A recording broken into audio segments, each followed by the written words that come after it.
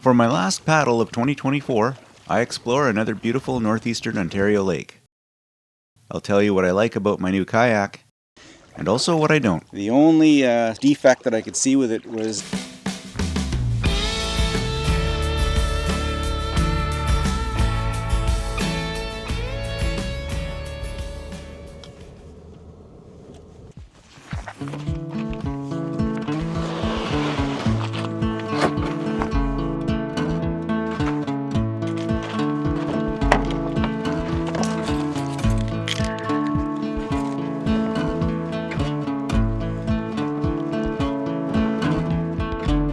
Welcome to Maple Lake.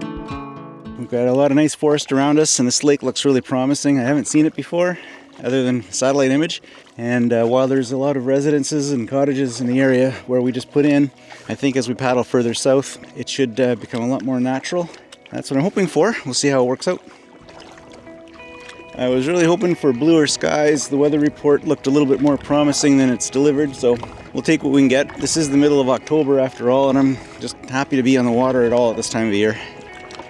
Unfortunately, I'm always paddling into the sun, it seems, so the view from the camera probably doesn't look as good as I'd like it to. But I can't do much about that. There's only one way we can go here, and that's toward the sun. Maple Lake is nestled in the western section of the Sudbury District, a little over an hour's drive from the city. I think most of the residences and the cottages are now behind us, so let's see what we get after this. Probably shouldn't, but I'm going to see if I can get through here. It won't be the first rock I hit, and it won't be the last. I'm not sure why, but I'm always drawn toward protruding rocks whenever I'm paddling. Despite having poor lighting from the cloudy skies, some of the late fall colors were still brightly on display.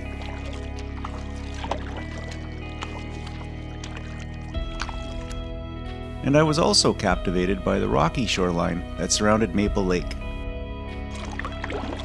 I don't know what it is about Northern Ontario, I just love everything about it up here. I just find it so interesting, the rocks, the trees, all the vegetation. So it's hard to believe it's been 6 months since I first put this kayak in the water. I purchased it in the wintertime and put it in April or May, I can't remember exactly when. But I've put this thing through its paces this year.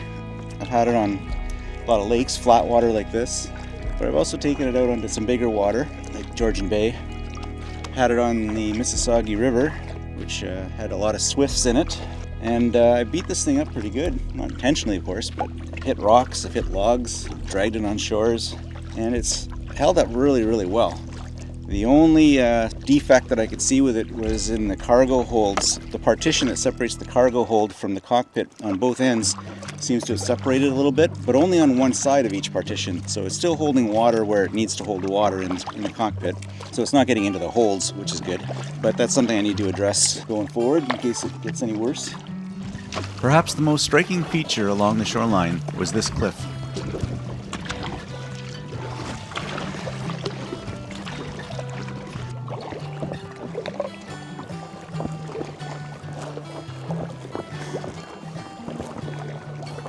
It's quite a beautiful lake.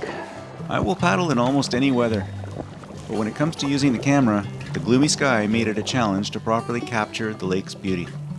And though sparse, the unexpected presence of cottages also compromised my enjoyment on this day, so I decided to cut my trip a little short. This is about as far down the lake as I intend to go.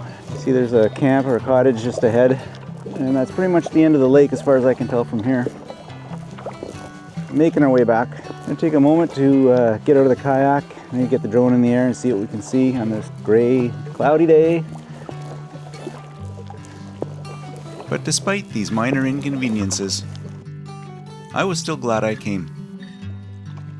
Fresh, crisp fall air, coupled with the sounds of water lapping against the hull, I couldn't really ask for more.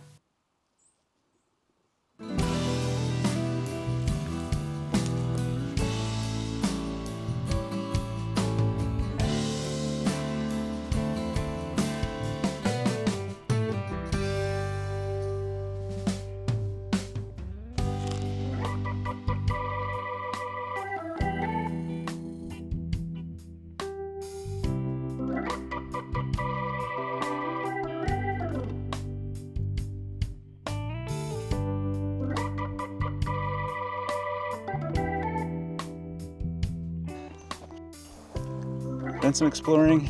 It's a nice enough lake. I'd probably want to come back, explore a little bit more, but time to go home.